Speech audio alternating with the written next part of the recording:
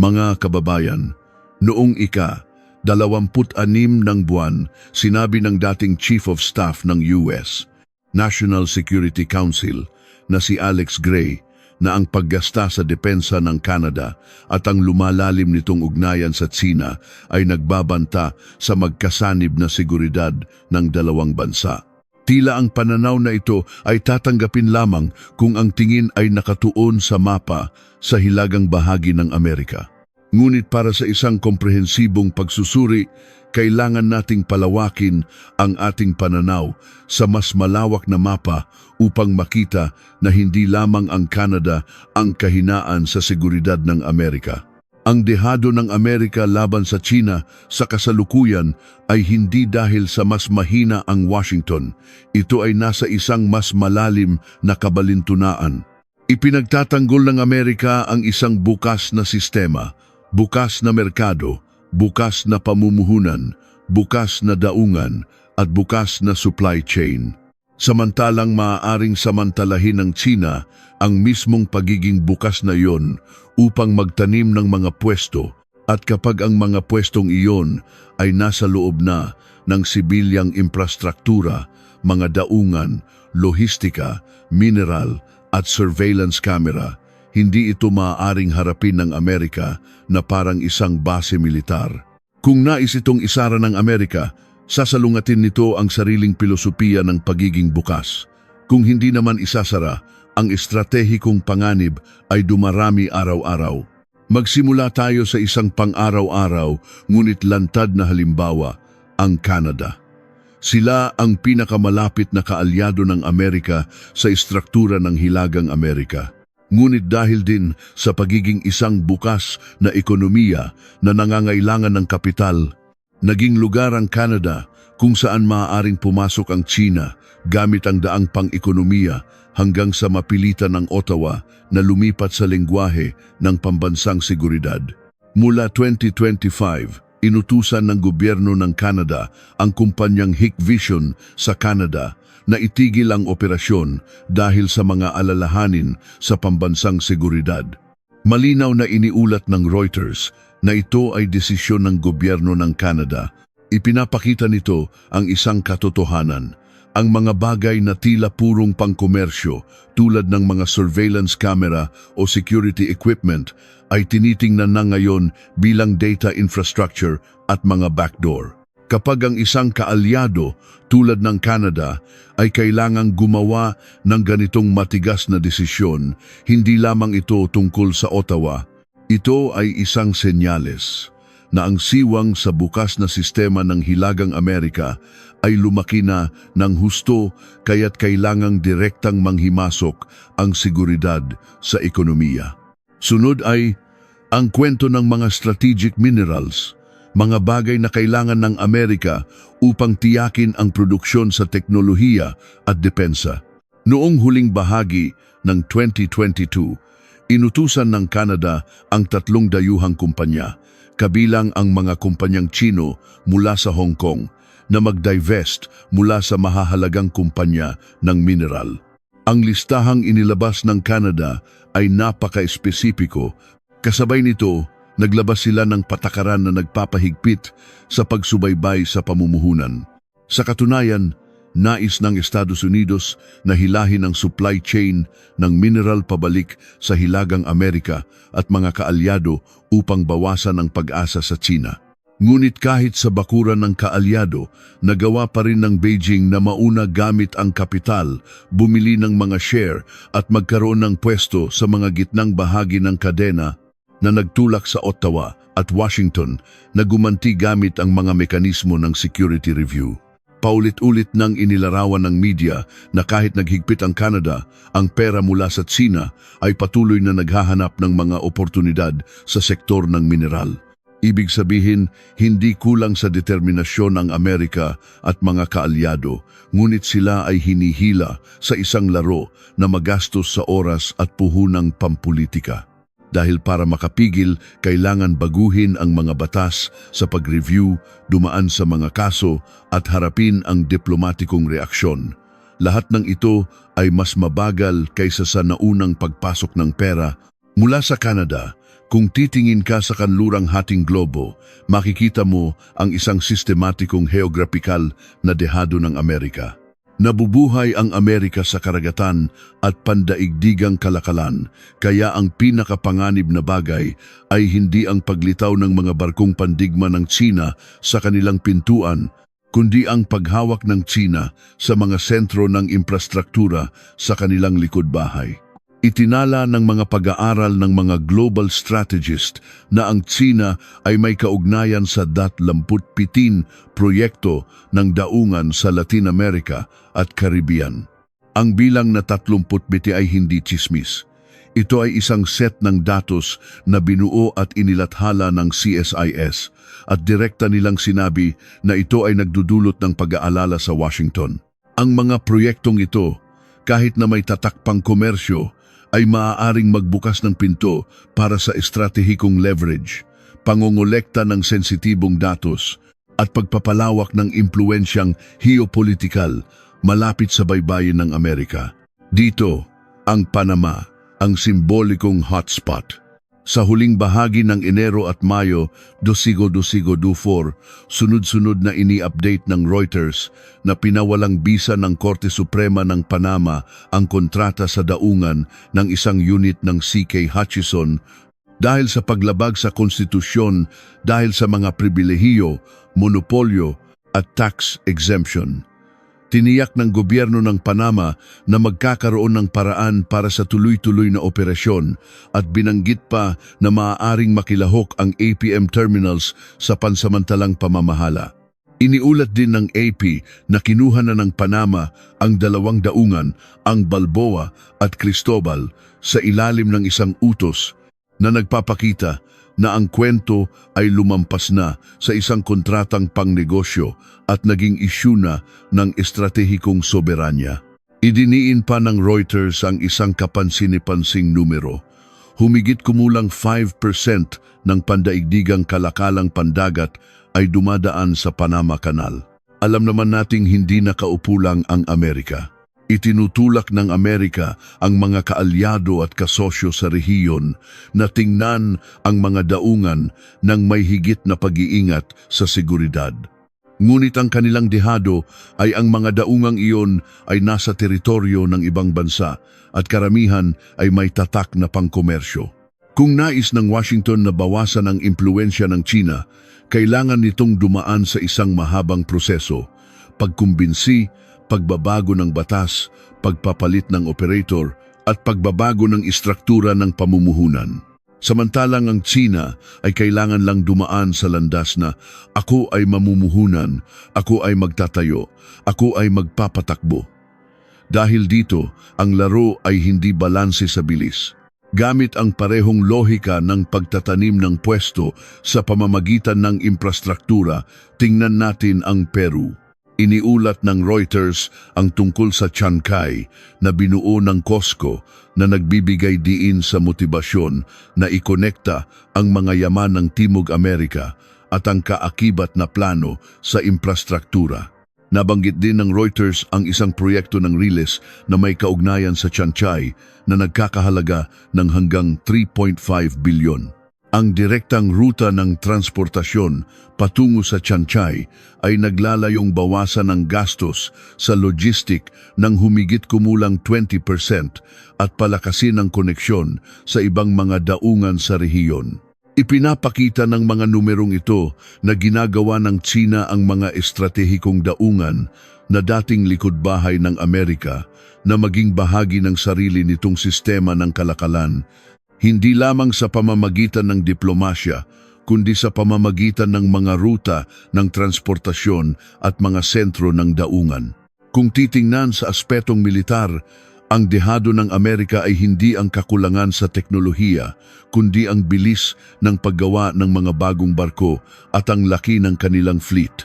Ayon sa isang pinagsama-samang ulat ng USNI at CRS, inaasahang aabot sa 395 na barko ang hukbong dagat ng Tsina sa 2025 at 435 na barko sa 2030. Samantala, ang fleet ng Amerika ay nakatala sa 256 na barko noong Mayo 25, 2024 at tinatayang bababa pa sa 255 na barko sa pagtatapos ng 2030 ayon sa budget forecast. Ito ay mga malamig na numero ngunit maraming sinasabi. Kahit na ang kalidad ng labanan ay isang bagay na dapat pag-usapan, ang laki at bilis ng paggawa ng barko ay lumilikha ng pangmatagalang presyon sa kakayahan ng Amerika na mapanatili ang presensya sa kanlurang Pasipiko, lalo na sa ilalim ng dagat kung saan napagpapasyahan ang balanse ng kapangyarihan, kapansin-pansin din ang takbo. Pinalakas ng Tsina ang produksyon ng mga nuclear submarine at hayagan ding inilathala ng internasyonal na media na sa pagitan lamang ng 2021-2025. Naglunsad ang Beijing ng 10 submarino na may kabuang displacement na tinatayang 79,000 tonelada, habang ang Amerika ay naglunsad ng 7 unit na may humigit kumulang 5,000,000 tonelada sa parehong panahon. Kung ilalagay mo ang mga numerong ito sa tabi ng estratehiyang anti-access, area denial, A2AD ng Tsina, makikita mong napakarealistiko ng dehado ng Amerika. Napipilitan ng Amerika na ikalat ang kanilang puwersa at panatilihin ang presensya, habang ang Tsina ay kailangan lamang mag-focus sa isang larangan ng digmaan na malapit sa kanilang tahanan at pabilisin ang kanilang industriya ng depensa. At sa huli, kailangang idagdag ang isang aspeto. Gumaganti rin ang Amerika gamit ang kanilang kapangyarihan sa karagatan.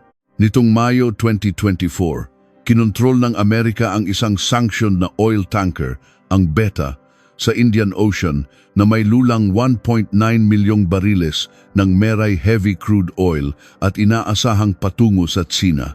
Ito ay bahagi ng isang mas malaking kampanya na nagtatarget sa mga daloy ng langis na lumalabag sa mga sanksyon na may kaugnayan sa Iran, Venezuela at Russia.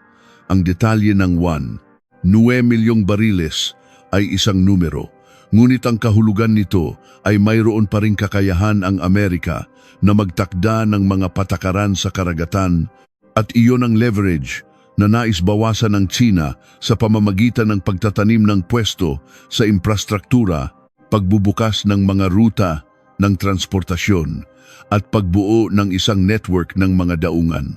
Kung tayo ay gaganap bilang isang tagamasid ng patakaran at titingnan kung ano ang ginawa ng Administrasyong Trump upang protektahan ang Amerika laban sa Tsina, makikita nating sinisikap niyang isara ang pinto ng pera, pinto ng kalakal, at pinto ng infrastruktura at mga ruta ng transportasyon. Ang unang pinto ay pera, daloy ng kapital at teknolohiya. Ang dahilan ay simple. Kung patuloy na magkakaroon ng napakadaling access ang Tsina sa kapital, teknolohiya, kaalaman sa pamamahala at financial market ng Amerika, ang Amerika mismo ang nagpapalusog sa kakayahang makipagkumpetensya ng kalaban nito. Kaya ang Administrasyong Trump ay nag-focus sa paghihigpit ng mga mekanismo ng kontrol sa pamumuhunan, pagpapalawak ng pagsubaybay sa mga sensitibong transaksyon at lalo na ang pagbibigay diin sa pagpigil sa daloy ng kapital ng Amerika na bumabalik sa mga sektor na maaaring magpalakas sa estratehikong kapangyarihan ng Tsina.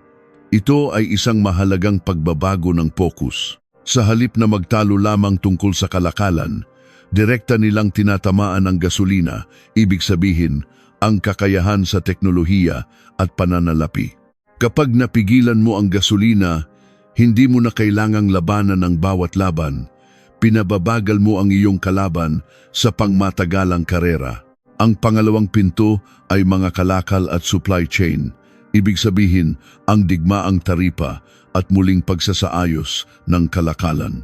Dito, mayroong isang lohika na kailangan nating unawain ng malinaw. Ang mga taripa ay hindi lamang para sa pagtaas ng kita. Para kay Trump, ang mga taripa ay isang leverage upang pilitin ang mga negosyo at merkado na kilalanin ang isang estratehikong katotohanan. Ang sobrang pag-asa sa Tsina ay isang panganib. Kapag ang antas ng pag-asa ay naging isang panganib sa seguridad, ang murang presyo ay hindi na ang pinakamataas na pamantayan.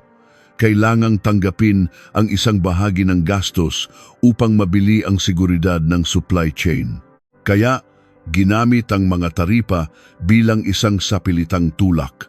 Ginawa nitong ang desisyon na umalis sa Tsina ay hindi na isang moral na islogan lamang, kundi isang obligadong kalkulasyon sa ekonomiya. Siyempre, ang mga taripa ay mayroon ding mga side effect, pagtaas ng gastos, pagganti, at pagbabago sa merkado. Ngunit kung titingnan ng puro mula sa estratehikong pananaw, ito ay isang uri ng panandaliang sakit upang mabawasan ang pangmatagalang pag-asa. At iyon ang paraan ng isang administrasyon na gustong patunayan na pinoprotektahan nila ang pundasyon ng produksyon at seguridad sa ekonomiya ng Amerika. Ang pangatlong pinto, at ito ang pinakamalalim, ay ang infrastruktura, lohistika at mga ruta ng transportasyon sa gray zone. Hindi kailangan ng Tsina na magtayo ng base militar sa kanlurang hating globo upang lumikha ng panganib para sa Amerika. Kailangan lang nilang magkaroon ng impluensya sa mga sentro ng lohistika, mga daungan, mga ruta ng transportasyon o makinabang mula sa mga daloy ng kalakal at pera na gumagalaw sa gray zone ng mga sanksyon upang makalikha na sila ng leverage. Ang administrasyong Trump sa ilalim ng lohikang ito ay may tendensiyang kumilos sa paraang ang pagpapatupad ang siyang mensahe gamit ang mga tool ng financial coercion, sanctions at kontrol sa mga ruta sa dagat upang ipaalala na may kakayahan pa rin ang Amerika na magtakda ng mga patakaran sa mga mahahalagang ruta. Kapag tinamaan mo ang lohistika, hindi mo lang tinatamaan ang isang kargamento, tinatamaan mo ang pakiramdam ng seguridad ng buong network. At kapag ang network ay hindi naligtas, mapipilitan ang kalaban na magbayad ng mas mataas na presyo upang mapanatili ang daloy. Iyon din ay proteksyon sa isang napakakongkretong paraan. Ang tatlong pinto na iyon, kapag pinagsama-sama, ay bumubuo ng isang magkakaugnay na larawan. Sinusubukan ni Trump na gawing isang labanan ng paglock ng leverage ang komprontasyon sa Tsina sa halip na isang digmaan ng salita lamang. Gusto niyang harangan ang mga daan na maaaring gamitin ng Beijing upang lumaki sa tulong ng bukas na sistema ng Amerika at pagkatapos ay gamitin ang lakas na iyon upang bumalik at bigyan ng presyon ang Amerika. Kung gagamitin ang lengguwahe sa chessboard, ito ay ang estratehiya ng pagputol sa supply ng kalaban. Hindi kinakailangang sumabak sa direktang komprontasyon sa lahat ng larangan kundi mag-focus sa pag-atake sa mga puntong nagpapalusog sa kanilang yaman, pera, kalakal at mga ruta ng transportasyon. Sa mas malalim na estratehikong pananaw, ito ang nakikita natin. Ang kipot ng Malacca ay isang makitid na kipot. Ngunit kaya nitong sakalin ang isang malakas na bansa tulad ng Tsina. Ito ay isang lalamunan dahil dito nagsasalubong ang pinakamahalagang bagay para sa isang industrial na kapangyarihan, ang dugo ng ekonomiya. At dahil kayang sakalin ng Malacca ang Tsina sa ganoong paraan, natutunan ng Beijing ang isang aral ng napakabilis at naghanap ng paraan upang lumikha ng mga kabaligtarang Malacca upang ilagay ang Amerika sa isang hindi komportableng posisyon na parang gantihan. Dito, kailangan nating suriin ito ng mas malalim. Ang Tsina ay isang dambuhalang makina ng produksyon. Ang makinang iyon ay umaandar dahil sa dalawang bagay, mga input enerhiya, hilaw na materyales, mga pyesa at mga output mang produktong iniluluwas. Pareho itong nakakabit ng mahigpit sa dagat. Kung iisipin natin ang ekonomiya ng Tsina bilang isang katawan, ang Malacca ay ang lalamunan kung saan nilulunok ng katawan ang enerhiya at inilalabas ang mga produktong iniluluwas. Ang Malacca ay makitid, maraming barko, madaling subaybayan, at sa isang senaryo ng krisis, maaaring pahirapan sa pamamagitan ng kontrol ng hukbong dagat, inspeksyon, blockade, o kahit sa pamamagitan lamang ng pagpapataas ng panganib upang tumaas ng husto ang presyo ng insurance at gastos sa transportasyon. Ang malupit na punto ay ito, hindi kailangang magkaroon ng tunay na blockade para masaktan ang Tsina. Sapat na ang maniwala ang merkado na ang Malacca ay hindi na ligtas tulad ng dati. Ang daloy ng pera at kalakal ay kusang uurong. Kaya, ang kwento ng Malacca ay hindi umaatake sa Tsina sa pamamagitan ng isang putok ng baril, kundi sa pamamagitan ng gastos, panganib at psikolohiya. Ang isang industrial na kapangyarihan na nabubuhay sa bilis at sukat ay napakasensitibo sa mga bagay na tila maliit tulad ng ilang araw na pagkaantala, pagtaas ng bayad sa transportasyon, pagkaantala sa mga kontrata ng paghahatid, at pagkainat ng mga estratehikong reserba. Kaya ang Malacca ay naging isang estratehikong bangungot. Ipinapaalala nito sa Tsina na gaano man kalaki ang kanilang ekonomiya, mayroon pa rin itong isang malambot na punto na nasa labas ng kanilang lupain at ang malambot na puntong iyon ay maaaring samantalahin anumang oras. Naiintindihan din ng Tsina na mahirap silang lumikha ng isang kipot na sasakal sa Amerika tulad ng Malacca dahil iba ang Amerika sa Tsina sa istruktura ng heograpiya at lakas ng hukbong dagat. Kaya, pumili sila ng isang mas sopistikadong paraan. Hindi naghahanap ng isang lalamunan upang sakalin, kundi naglalagay ng mga tinik sa mga nerve ng Amerika. Ang layunin ay gawing hindi komportable ang Amerika, maubos ang kanilang lakas, maging kalat at mapilitang magdepensa sa maraming direksyon. Isang uri ng kabaligtarang Malacca gamit ang leverage at alitan. Ang kanilang unang sentro ay lohistika at infrastruktura ng kalakalan. Hindi kinakailangan ng Beijing ng base militar sa kanlurang hating globo upang magbigay ng presyon. Sapat na ang pagkakaroon ng malalim na presensya sa mga proyekto ng daungan, lohistika, transportasyon at telekomunikasyon, mga bagay na ugat ng kalakalan upang makalikha ng leverage. Ang leverage ay hindi para isara agad, kundi para lumikha ng posisyon, para makakolekta ng impormasyon tungkol sa daloy ng kalakal, magkaroon ng boses sa operasyon at lumikha ng alitan sa panahon ng krisis. At ang pinakamahalaga, pilitin ng Amerika na laging magtanong, may salig ba ng Tsina dito? Kung mayroon, gaano kalaki ang panganib? Kapag kailangang itanong ng Amerika ang tanong na iyon sa parami ng paraming daungan at ruta, nahila na sila sa isang pangmatagalang depensibong posisyon. Ang pangalawang sentro ay ang pisikal na supply chain, mga bagay na hindi mabilis mapapalitan. Napakalakas ng Amerika sa core technology, pananalapi at ecosystem ng inobasyon, ngunit ang modernong industriya ay nakasalalay sa maraming gitnang bahagi, mga materyales, pagproseso, mga pyesa, magnet, espesyal na kemikal, kakayahan sa paggawa at iba pa. Hindi kailangan ng Tsina na i-blockade ang mga ruta sa dagat para maramdaman ng Amerika na nasasakal sila. Minsan, sapat na ang higpitan ang isang gitnang bahagi para malagay ang mga negosyo ng Amerika at mga kaalyado sa sitwasyong kulang sa input, tumataas ang presyo at nagugulo ang plano ng produksyon. At ito mismo ang malambot na lalamunan na hindi nakikita sa mapa tulad ng Malacca, ngunit nasa loob ng balance sheet at linya ng produksyon ang lugar kung saan ang sakit ay napakatotoo. Ang pangatlong sentro ay ang Anti-Access Area Denial A2AD sa kanlurang Pasipiko, isang militar na Malacca. Hindi pinipigilan ng Tsina ang Amerika na maglayag sa buong mundo, ngunit sinisikap nilang gawin ang mga katubigan na malapit sa kanila, malapit sa mainland, na isang lugar kung saan ang pagpasok ng Amerika ay mangangahulugan ng mas mataas na presyo, mas malaking panganib, mas makapal na depensa at mas malaking pagkaubos ng yaman. Kung ang Malacca ay ang pang-ekonomiyang lalamunan ng China, ang A2AD ay isang sinturon na nagdudulot ng abala sa militar ng Amerika. Maaari pa ring magkaroon ng presensya ang Amerika, ngunit bawat hakbang ng presensya ay mas magastos.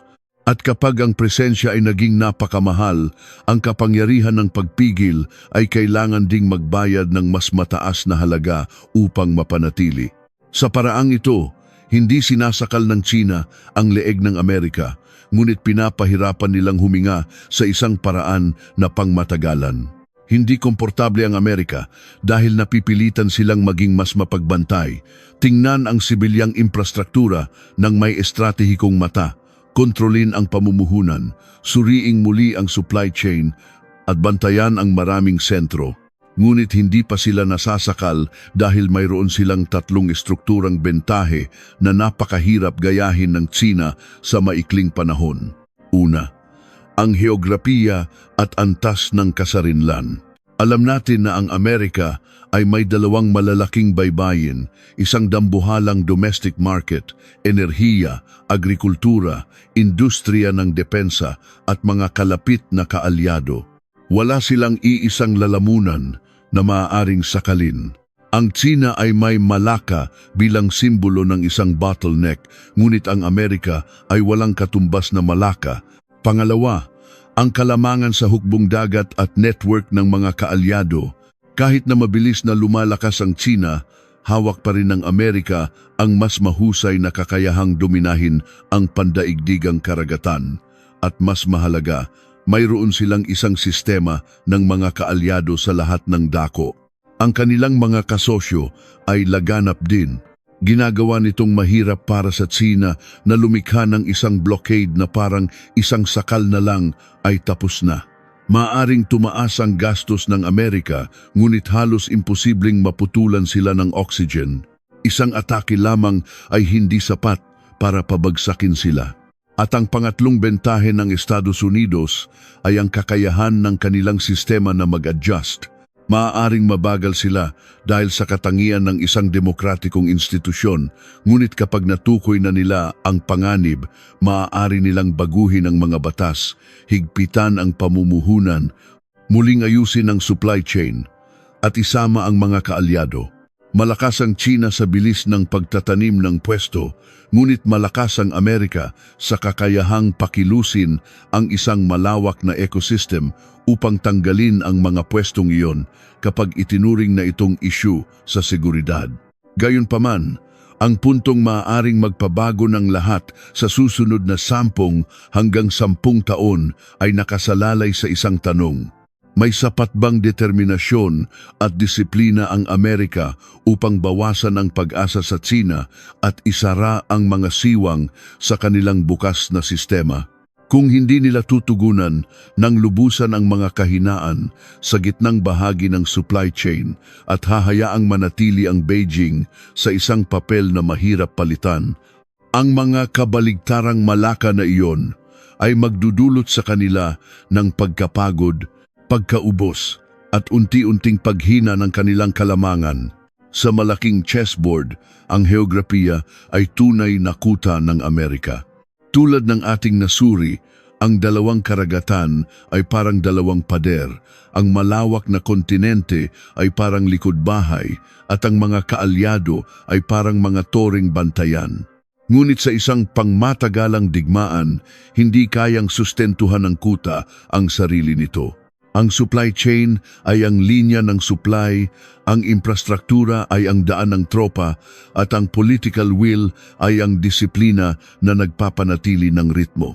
Kung ang supply ay hawak ng kalaban sa mga bahaging hindi mabilis mapapalitan, kung ang daan ng tropa ay may mga nakatanim na pwesto ng lohistika, datos at pananalapi, at kung ang disiplinang pampolitika ay pinagpira-piraso ng mga interes sa bawat termino, gaano man katibay ang kutang iyon, ito ay magiging isang pader na lamang na nakatingin sa mga puwersa sa loob na unti-unting napapagod. Darating ang isang punto na ang tarangkahan ng kuta ay hindi masisira mula sa labas, kundi mapipilitang buksan mula sa loob buksan dahil sa kakulangan ng kalakal, kakulangan ng lakas, at kakulangan ng tiwala. At iyon ang pinakamalaking trahedya ng isang superpower. Hindi natalo dahil sa kahinaan sa heograpiya, kundi dahil hinayaang maputol ang logistik ng bagong panahon sa paanan mismo ng kanilang kuta. Sa kasaysayan, maraming makapangyarihang bansa na may magandang heograpiya ang nawalan pa rin ng kontrol nang sila ay natulog sa kanilang kalamangan. Hinahayaan ang kalaban na unti-unting gawing pabigat ang kanilang bentahe. Ganoon din ang Amerika. Kung hindi magigising ng maaga ang kanilang mga politiko at policy makers, maaari pa rin silang itulak sa isang sitwasyon na kailangan nilang patuloy na tumugon kahit na hindi sila agad nasasakal. Ang mga nakakaalam ng kasaysayan ay tiyak na naaalala kung paano nakinabang ang Imperyong Ottoman sa kanilang heograpikal na posisyon na kumokontrol sa mga ruta ng kalakalan sa pagitan ng Asya at Europa. Ngunit binago ng Portugal at pagkatapos ay ng iba pang mga kapangyarihang pandagat ng Europa ang mismong ruta ng kalakalan. Ginamit nila ang kanilang hukbong dagat upang sakupin ang mga estratehikong punto sa Indian Ocean, harangan ang pasukan sa Red Sea at Persian Gulf, at dalhin ang mga kalakal mula sa Asya sa palibot ng Cape of Good Hope sa halip na dumaan sa tradisyonal na ruta. Ibig sabihin, hindi kailangang direktang atakihin ng kalaban. Kailangan lang nilang baguhin ang ruta, baguhin ang supply chain at agad na mababawasan ang iyong heograpikal na bentahe. At ito ang paraan na ginagawa at nais ulitin ng China. Sa madaling salita, totoo na may heograpikal na kuta ang Amerika, ngunit kung matutulog sila sa kanilang tagumpay, gagamitin ng kalaban ang mga paraang abot kamay nila upang ubusin ang lakas ng Amerika mula sa loob, ginagawang pabigat ang kanilang dating kalamangan. May isang prinsipyo ang mga taga-silangan. Ang tao ay namamatay dahil sa pakinabang. Ang isda ay namamatay dahil sa pain. Ang pain sa relasyon sa Tsina ay kadalasang mga bagay na madaling makapagpalambot ng puso. Isang proyektong infrastruktura na parang pangarap, isang pautang na madaling bayaran, isang malaking merkado, isang kontratang mabilis pirmahan. Ngunit ang pain ay hindi kailanman pain lamang. Ito ay isang paraan upang buksan ang pinto para makapaglagay ang kabilang panig ng mga kondisyon, humingi ng mga pabor, humiling ng mga exception, bumili ng impluensya, at ang pinakamahalaga, lumikha ng isang pag-asa o dependency. Kapag nabuo na ang dependency, wala ka na sa posisyon ng kooperasyon, nahuhulog ka na sa posisyon ng paghingi, at ang kontrol ay unti-unting nawawala sa iyong mga kamay nang hindi mo namamalayan. Kaya, sa pakikipagtulungan sa Beijing, ang pinakapanganib ay ang pagiging hindi balanse. Ang hindi pagiging balanse ay hindi agad makikita sa mga numero ng isang kontrata. Ito ay nasa istruktura ng kapangyarihan ng relasyon. Sino ang may hawak ng core technology? Sino ang kumokontrol sa mga pamantayan? Sino ang may hawak ng mga input? Sino ang nagmamay-ari ng data? At sino ang may kakayahang buksan o isara ang daloy ng kalakalan? Iyon ang mga pinakamaimpluwensyang salik. Kapag ang isang panig ay may mas maraming switch, ang relasyong iyon ay natural ng hindi pantay, hindi na ito patas. Ngayon, nakikita mo ang pakinabang, ngunit bukas, makikita mo na ang nawala ay hindi pera, kundi ang karapatang pumili. Ang pagkawala ng karapatang pumili, ang pinakamalalim na pagkawala, ang pinakamasakit dahil pinipilit ka nitong sumunod sa landas ng iba. Dahil dito, ang pinakakailangan ay hindi emosyon, kundi isang matalas at estratehikong mata. Maaring makipagtulungan, ngunit dapat marunong maglagay ng mga bakod, mga limitasyon. Dapat alam kung ano ang dapat panatilihin at hindi dapat ipagkasundo. Dapat mayroong sariling mga red line tulad ng kritikal na infrastruktura, data, core technology, supply chain ng depensa at ang autonomiya sa paggawa ng patakaran. Ang kwentong iyon ay ginagawa rin ng Administrasyong Trump. Hindi nila itinatanggi ang pakikipagtulungan sa Tsina, ngunit mayroon silang mga red line. Ang pakikipagtulungan ay piling-pili.